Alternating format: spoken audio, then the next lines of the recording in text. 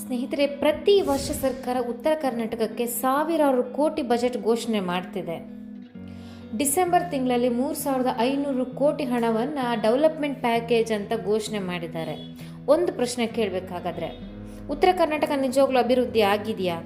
ಪೇಪರ್ನಲ್ಲಿ ಬಜೆಟ್ ಚೆನ್ನಾಗಿರ್ಬೋದು, ಆದರೆ ನೆಲದ ಮೇಲೆ ಜನರ ಬದುಕು ಬದಲಾಗಿದೆಯಾ?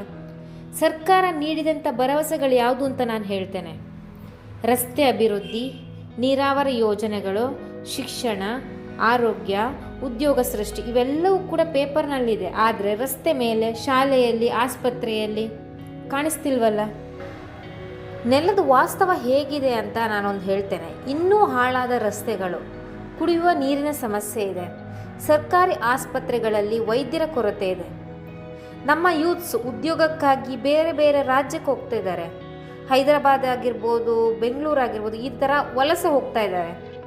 ಅಭಿವೃದ್ಧಿ ನಿಜವಾಗ್ಲೂ ಆಗ್ತಾನೆ ಇದ್ದಿದ್ದಾದರೆ ಜನರು ಯಾಕೆ ತಮ್ಮ ಊರನ್ನು ಬಿಟ್ಟು ಹೋಗ್ತಾರೆ? ಇದಕ್ಕೆಲ್ಲ ಸಮಸ್ಯೆ ಹಾಗಾದರೆ ಎಲ್ಲಿಂದ ಹುಟ್ಕೊಳ್ತಿದೆ? ಒಂದು ಭ್ರಷ್ಟಾಚಾರ, ಯೋಜನೆಗಳನ್ನ ಸರಿಯಾದ ಅನುಷ್ಠಾನ ಇಲ್ಲ, ಹಣ ಹಳ್ಳಿಗಳಿಗೆ ತಲುಪ್ತಿಲ್ಲ, ಗುತ್ತಿಗೆದಾರರ ಆಟ ಆಗಿಬಿಟ್ಟಿದೆ, ಮೇಲ್ವಿಚಾರಣೆ ಕೊರತೆ, ಹಣ ಮಾತ್ರ ಬಿಡುಗಡೆ ಆಗ್ತಿದೆ, ಆದರೆ ಅಭಿವೃದ್ಧಿ ಮಧ್ಯದಲ್ಲೇ ಕಣ್ಮರೆ ಆಗಿಬಿಟ್ಟಿದೆ.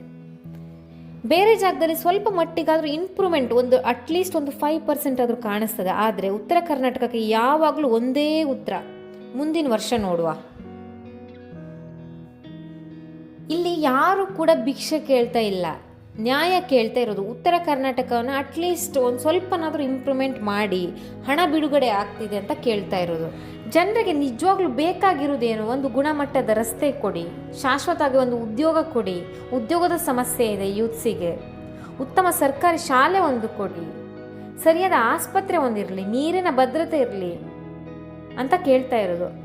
ಆದರೆ ಜನರಿಗೆ ನೀವು ಮಾಡ್ತಿರೋದೇನು? ಬರೀ ಭಾಷಣ ಮಾಡ್ತಾ ಹೋಗ್ತೀರಿ. ಜನರಿಗೆ ಬೇಕಾ ಭಾಷಣ ಮಾಡೋದು? ಬೇಕಾ? ಅಥವಾ ಬೇಕಾಗಿರೋದು ಫಲಿತಾಂಶ ಮಾತ್ರ? ನಿಷ್ಠಾವಂತ ಒಂದು ಆಡಳಿತ, ನಿಜವಾದ ಅಭಿವೃದ್ಧಿ ಯಾವಾಗ ಆಗತ್ತೆ ಗೊತ್ತಿಲ್ಲ. ಉತ್ತರ ಕರ್ನಾಟಕಕ್ಕೆ ಯಾವಾಗ ನ್ಯಾಯ ಸಿಗ್ಬೋದು ಅಂತಲೂ ಗೊತ್ತಿಲ್ಲ. ನಿಮ್ಮ ಅಭಿಪ್ರಾಯವನ್ನು ಕಮೆಂಟ್ ಮಾಡಿ. ಧನ್ಯವಾದಗಳು.